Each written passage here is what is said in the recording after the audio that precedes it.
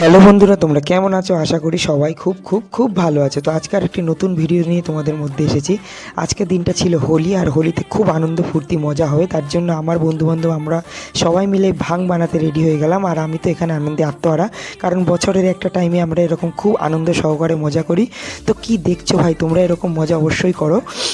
আর সবথেকে বড় কথা হচ্ছে আমার বন্ধুবান্ধবের মধ্যে এই জিনিসটা খুব ভালো, আমরা যখন যেখানে যাই সবাই একবারে মজা করি। তো দিনের শুরুটা হলো এরকমভাবে, সবাই মিলে গাড়িতে ঘুরতে ঘুরতে আমরা চলে গেছিলাম বাণীপুর মেলার মাঠে। আর ওখানে গিয়ে এত লোকজন দেখে তো ভাই রে ভাই, পা রাখার জায়গা নেই, এত লোকজন।